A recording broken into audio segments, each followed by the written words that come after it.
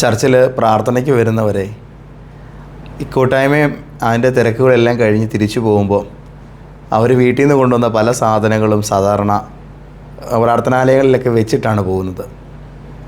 ചിലർ കുട മറന്നു പോവും, വേറെ ചിലർ വെള്ളം കൊണ്ടുവന്ന കുപ്പി അവിടെ വെച്ചിട്ട് പോവും, ചിലർ കൂടുകളും ചില ബാഗുകളും ഒക്കെ വെച്ചിട്ട് പോവും.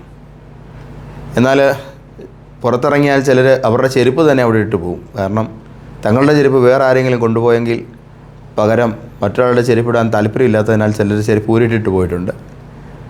അപ്പോൾ ഇങ്ങനെയുള്ള പലതും അവിടെ അവശേഷിക്കും. എന്നാൽ വേറെ ചില സാഹചര്യങ്ങളിൽ തങ്ങൾ കൊണ്ടുവന്ന ബൈബിളാണ് ചിലർ ദേവാലയങ്ങളിൽ വെച്ചിട്ട് പോകുന്നത്. അത്തരത്തിലുള്ള പല ബൈബിളുകളും ഞങ്ങളുടെ കരങ്ങളിൽ കിട്ടിയിട്ടുണ്ട്. പരമാവധി ഉടമസ്ഥരെ വിളിച്ചത് തിരികെ ഏൽപ്പിക്കും. എന്നാൽ കഴിഞ്ഞ കുറേ ദിവസങ്ങളായിട്ട് അത്തരത്തിൽ ഇരുന്ന കസേരയുടെ ആ ഭാഗത്തായിട്ട് ഉപേക്ഷിക്കപ്പെട്ട നിലയിൽ 1-2-3 ആഴ്ചകളായിട്ടും ഉടമസ്ഥൻ തേടി വരാത്തതിനാൽ ഒറ്റയ്ക്കായി പോയൊരു ബൈബിളാണ് കഴിഞ്ഞ കുറേ ദിവസങ്ങളായിട്ട് എൻ്റെ ഒരു കൂട്ടുകാരൻ. അദ്ദേഹമായിട്ടാണ് ഞാൻ എൻ്റെ ഇപ്പോഴത്തെ കുറേ സമയങ്ങളിങ്ങനെ ചിലവഴിച്ചുകൊണ്ടിരിക്കുന്നത്. ദാ കണ്ടോ, ഒരു പഴയ സത്യവേദ പുസ്തകം അറ്റമൊക്കെ ഇങ്ങനെ മുഷിഞ്ഞിട്ടുണ്ട്.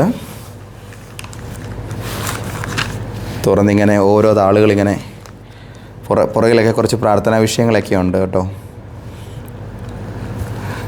അങ്ങനെ വായിച്ചു വരുമ്പോൾ ദേ ലൂക്കോസിൻ്റെ സുവിശേഷം 11-ാം അധ്യായത്തിൽ കർത്താവ് ശിഷ്യന്മാരെ പഠിപ്പിച്ച പ്രാർത്ഥന, പിന്നെ താഴോട്ട് വരുമ്പോൾ ദേ യാചിപ്പീൻ എന്താ എന്തെങ്കിലും കിട്ടുമെന്നുള്ളതായി ദൈവവചനം. ചുരുക്കത്തിൽ വലിയ പ്രത്യാശയോടുകൂടെ ആയിരുന്ന ആരുടെയൊക്കെയോ ഇതിൻ്റെ യാഥാർത്ഥ ഉടമസ്ഥൻ്റെ പ്രാർത്ഥനാ കുതിപ്പിനെ ശരിക്കും കൈത്താങ്ങിയിട്ടുള്ള ഒരു വേദപുസ്തകമാണിത്.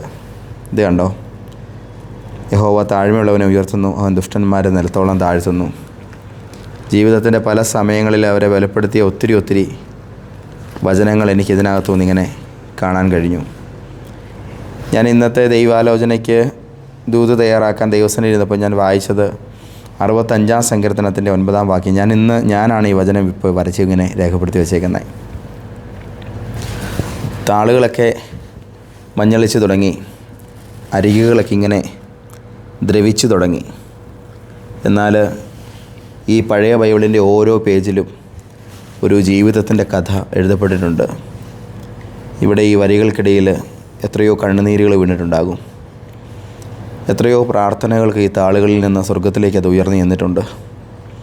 എത്രയോ രാത്രിയുടെ നിശബ്ദതകളിൽ വെളിച്ചം മങ്ങിയ വിളക്കിൻ്റെ അരികിലൊക്കെ ഈ ബൈബിള് തുറന്നു വെച്ച് പ്രാർത്ഥിച്ചിട്ടുണ്ടാകും. ചില വാക്യങ്ങൾക്ക് അടിവരയിട്ടേക്കുന്നത് കാണുമ്പോൾ ഞാൻ ചിന്തിക്കും, ഏത് ജീവിതസന്ധിയിലാണ് ആ വാക്യം ഇത്രയേറെ അർത്ഥവത്തായത്? ഏത് സമയത്താണ് അതവർക്ക് എത്രത്തോളം ആശ്വാസം പകർന്നത്? ഇത് ഒരു കാര്യം ഉറപ്പിച്ച് നമ്മളോട് പറയുന്നുണ്ട്, ഇത് കേവലം വെറും കടലാസും മഷിയുമല്ല, ഇതൊരു തലമുറയുടെ സാക്ഷ്യമാണ്, ഒരു വിശ്വാസത്തിൻ്റെ പിന്തുടർച്ചയാണ്. നമ്മുടെ മുൻഗാമികൾ പിടിച്ചു നടന്ന അതേ വചനം, അതേ ദൈവം ഇന്നും നമ്മോട് കൂടെ ഉണ്ടെന്നുള്ളതിൻ്റെ ഓർമ്മപ്പെടുത്തലാണ്. കാലം മാറി പുതിയ പതിപ്പുകൾ വന്നു.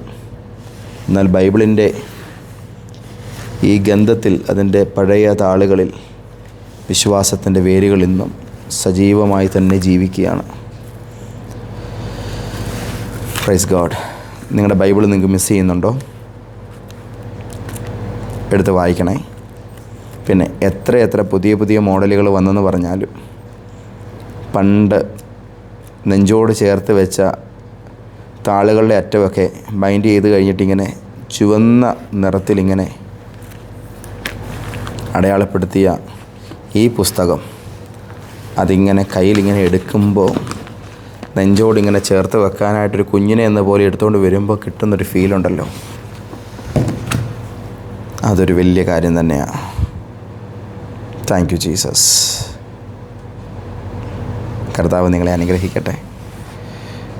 നിങ്ങളുടെ പ്രിയപ്പെട്ട ബൈബിളിനോട് കൂടെ ഇന്ന് കുറച്ച് സമയം ചിലവഴിക്കണേ.